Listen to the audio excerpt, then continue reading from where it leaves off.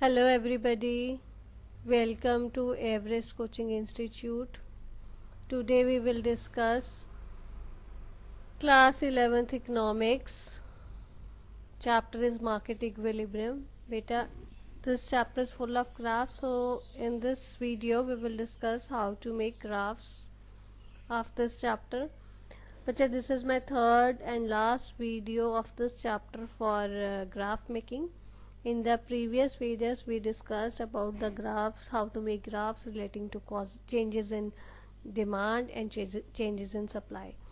Now in this video we go ahead where we will see the simultaneous change in demand and supply. So सबसे पहला case हम ले रहे हैं increase का, जब आपकी डिमांड भी इंक्रीज हो रही है और सप्लाई भी इंक्रीज हो रही है. There is increase in both demand and supply, but one thing has to be taken into consideration, that there is more increase in demand than increase in supply. Means demand हमारी ज़्यादा बढ़ रही है supply से. So इस case में पहले आप एक्सेस बना लो. नॉर्मल आप मार्केट इक्विलिब्रियम आप निकाल लो डिमांड और सप्लाई कब बना के. हमारा ओपी हमारा इक्विलिब्रियम प्राइस आ गया, ओके हमारा इक्विलिब्रियम क्वांटिटी आ गई और ई हमारा इक्विलिब्रियम मार्केट इक्विलिब्रियम आ गया. अब वो कह रहे हैं there is more increase in demand. So जब हमारी more increase in demand then increase in supply, means दोनों डिमांड और सप्लाई कब आपके राइटवर्ड शिफ्ट होंगे, पर इंक्रीज इन डिमांड का कब ज्यादा राइटवर्ड होगा और सप्लाई का कब लेस राइटवर्ड होगा. तो अब देखो पहले हम डिमांड का कब बनाते हैं. ये बनाया, इंक्रीज हो गया, शो कर रहा है. फिर हमने सप्लाई कब बनाया, इंक्रीज शो कर रहा है. अब देखो दोनों में डिफरेंस है. ये डिमांड कब हमारा ज्यादा शिफ्ट हुआ राइट को, जिसको आप बोल सकते हो मोर इंक्रीज इन डिमांड, और सप्लाई का हमारा कम हुआ है, less there is less increase in supply as compare to increase in demand. So पहले हमारा इक्विलिब्रियम पॉइंट ई था, हमने ओरिजिनल डिमांड और सप्लाई कर्व पे निकालता. अब हमारी दोनों चेंजेस हुई हैं, डिमांड कर्व भी नया बना है, सप्लाई कर्व भी नया बना है. तो अब आपने पुराने डिमांड और सप्लाई कर्व को कंसिडर नहीं करना है, नया वाला ये आएगा जहाँ पे आपके डिमांड और सप्लाई कर्व मीट कर रहे हैं. तो न्यू इक्विलिब्रियम प्राइस कौन सा आएगा, पहले ई था अब E1 आएगा, वो वहां पे आएगा जहाँ पे आपके दोनों नए कर्व्स मीट कर रहे हैं. ये पॉइंट आएगा हमारा. ये देखो मार्केट इक्विलिब्रियम न्यू आ गया, तो आपका प्राइस भी चेंज हो गया सब और क्वांटिटी भी चेंज होगी. अब इस चीज में एक बात समझने वाली है, जो आपको ग्राफ बना के ही समझ आएगी, ऐसे नहीं समझ आएगी. जब आपकी डिमांड ज्यादा बढ़ रही है और सप्लाई आपकी कम बढ़ रही है, तो इक्विलिब्रियम प्राइस मार्केट इक्विलिब्रियम हमारा ई से E1 शिफ्ट हुआ. जब ई से E1 शिफ्ट हुआ, उस केस में देखो पहले प्राइस हमारा ओपी था, अब प्राइस OP1 हो गया. मींस इतना इंक्रीज प्राइस हो गया हमारा, इतना हुआ.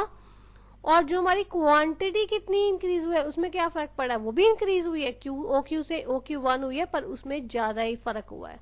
मींस जब आपकी डिमांड ज्यादा बढ़ती है सप्लाई से, तो आपकी क्वांटिटी ज्यादा चेंज होती है एज कम्पेयर टू प्राइस.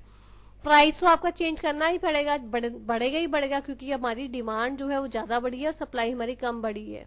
उस केस में प्राइस तो राइज होगा, पर प्राइस हमारा थोड़ा राइज हुआ एज कंपेयर टू यार क्वांटिटी डिमांडेड एंड सप्लाइड. ठीक है, ये देखो समझ आ गया आपको. ये ऐसे ही हमने इसमें 3 केसेस करने इंक्रीज के. ये पहला केस था जिसमें हमारी increase in there is more increase in demand then increase in supply. अब आएगा same increase in supply, same increase in demand and supply में आप देखो इसमें क्या इम्पेक्ट पड़ता है. पहले आप मार्केट इक्विलिब्रियम बना लो. पुराने डिमांड और कर्व सप्लाई कर्व से हमने बना लिया.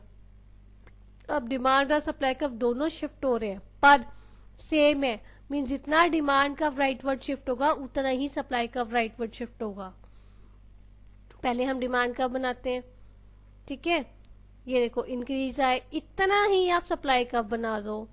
इंक्रीज दिखाया, तो मार्केट इक्विलिब्रियम पहले हमारा ये था, अब न्यू इक्विलिब्रियम कौन सा आएगा, ये. मींस प्राइस में चेंज. अगर आप देखो ये लाइन को ज्वाइन करोगे तो ये न्यू इक्विलिब्रियम पॉइंट बनने से क्या होता है, हमारा प्राइस में चेंज नहीं हो रहा जब डिमांड और सप्लाई सेम अमाउंट से इंक्रीज बढ़ हो रही है. हमारी quantity demanded and supplied has increased but there is no change in the price of the commodity. क्यों? क्योंकि हमारे अगर हम 10 यूनिट्स आपके डिमांड ज्यादा हो रहे हैं तो 10 यूनिट्स आपके सप्लाई भी ज्यादा हो रहे हैं, तो आपका प्राइस को चेंज होने का मतलब ही नहीं है। प्राइस तब हमारा बढ़ा था जब हमारी डिमांड ज्यादा थी और सप्लाई भी ज्यादा हुई है डिमांड से, पर हमारी डिमांड ज्यादा हुई है और सप्लाई कम हुई है, इंक्रीज दोनों हुए हैं, उस केस में हमारा थोड़ा सा इंक्रीज होता है। अगर हमारी सेम इंक्रीज हो रही है डिमांड और सप्लाई में तो no change in price. Now comes third case. Third case में देखो when there is more increase in supply then demand. पहले केस में हमने डिमांड में इंक्रीज ज्यादा किया, अब हम सप्लाई में इंक्रीज ज्यादा करेंगे, तब इम्पैक्ट दिखते हैं। पहले आप मार्केट इक्विलिब्रियम बना लो। मार्केट इक्विलिब्रियम बनाने से अब आपने इंक्रीज इन सप्लाई ज्यादा दिखाना है, तो पहले हम सप्लाई का डिमांड का बनाया, इंक्रीज दिखाया, जितना हमने डिमांड का बनाया सप्लाई का हमने उससे ज्यादा श्रिंक, मतलब ये पहला ये देखो डिमांड का हमारा सिर्फ इतना इंक्रीज हुआ है, सप्लाई का हमारा ज्यादा इंक्रीज होगा। अब ये देखो हमारा सप्लाई का ये ज्यादा हो गया इंक्रीज। इस केस में क्या हुआ, अब न्यू इक्विलिब्रियम पॉइंट का आंसर आएगा, ये आएगा इवन। तो इवन पॉइंट आने से हमारा क्या होता है, प्राइस हमारा रिड्यूस हो गया क्योंकि सप्लाई बढ़ गई मार्केट में, सप्लाई ज्यादा होगी, डिमांड हमारी हुई है इंक्रीज हुई है पर इतनी नहीं हुई जितनी हमारी सप्लाई इंक्रीज हुई। In that case price will come down and your quantity units of quantity supplied and demanded has increased. इसका ये इम्पैक्ट होगा। ये बेटा मैं आपको बार बार कह रही हूँ, जब तक आप डायग्राम खुद नहीं बना के देखोगे तब तक आपको नहीं समझ आएगा। देखने में ये इजी लग रहा है पर डायग्राम आप खुद बनाओगे, आप खुद उसको अंडरस्टैंड करोगे तो आपसे बहुत इजीली आपको समझ आ जाएगा ये चीज को। ये चैप्टर में कुछ भी नहीं है, डायग्राम्स बनाने की ही आर्ट है। अगर आपको डायग्राम बनाने आ गए तो आप थ्योरी आराम से लिख सकते हो।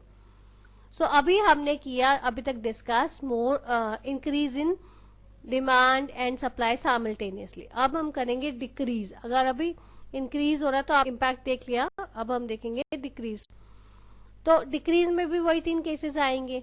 पहले केस आ गया more decrease in demand and then supply, means demand ज्यादा कम हो रही है सप्लाई से। उस केस में पहले आप मार्केट इक्विलिब्रियम निकाल लो, न्यू डिमांड का बनाओ, ज्यादा डिक्रीज हुई है, ठीक है। फिर आप न्यू सप्लाई का बनाओ, ये देखो दोनों लेफ्टवर्ड शिफ्ट हुए ना, डिमांड का भी और सप्लाई का भी। अब इसको आप देखो डिमांड का डिक्रीज हुई है पर वो ज्यादा हुई है और सप्लाई हमारी कम डिक्रीज हुई है। सो इस केस में न्यू हमारा इक्विलिब्रियम मार्केट इक्विलिब्रियम चेंज हो जाएगा। पॉइंट पहले ई पॉइंट था, अब हमारा न्यू E1 यहाँ पे आ जाएगा।